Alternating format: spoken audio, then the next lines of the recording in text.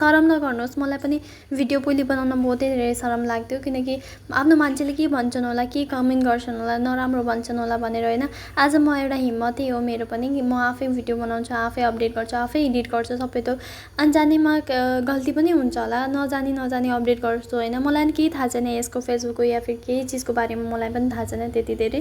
फेरि पनि म हरेक दिन कोसिस गर्दैछु, हरेक दिन अघि बढ्नको लागि कोसिस गर्दैछु। नयाँ क्रिएटरहरू आजभोलि धेरै हुनुहुन्छ, लाइक म पनि एउटा नयाँ हो होइन, तर मैले सक्सेस गर्दैछु। अब पछि हटेको छैन त, पछि अगर अघि बढ्ने कोसिस गर्नु हुँदैछ भने पछि चाहिँ हेर्नु हुने रहेन, किनकि हेर्नुहोस् न म जो गर्छु मैले रियल देखाउँछु। जिन्दगी चाहिँ तपाईँहरूको होइन, सो फैसला पनि तपाईँहरू आफै गर्नुहोस् कि मान्छेहरू त आज नै बोल्छन् भोलि पनि बोल्छन् होइन। त्यसैले आफ्नो कुरा सुन्नुहोस्, आफै अघि बढ्नुहोस्, मान्छेहरूको नहेर्नुहोस्। मान्छेहरू हमेसा बोल्न खोज्छ, त्यसैले आफ्नो सपना रोकेर होइन, आफ्नो हिम्मत बढाएर अघि बढ्नुपर्छ हामी सबै।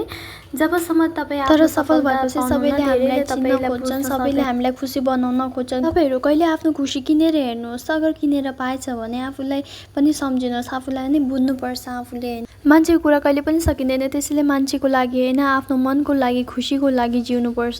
जिन्दगी आफ्नो हो नि त, त्यसैले फैसला पनि आफ्नै हुनुपर्छ। मान्छेको कुरा त कहिले पनि सकिन्न, आज पनि गर्छन् भोलि पनि गर्छन्। तपाईँ चाहे सक्सेस हुनुहुन्छ, अलिअलि मान्छेहरूले अघि बढेको देख्यो भने मान्छेहरूले आफै कुरा गर्न थालिहाल्छन्, या फिर सक्सेस पायो भने फेरि मान्छेहरूले आफै आफूसँग बोल्न थालिहाल्छन्। त्यही भएर मान्छेको आश चाहिँ नगरौँ, आफ्नो जिन्दगी आफै सक्सेस बनाऊँ होइन। के गरेको छैन मान्छेले गलत त सोच्ने हो होइन, धेरै आगठोक चाहिँ भनेर पनि नसोच्नु ल। आजको लागि यति नै, तब तकलाई बाई।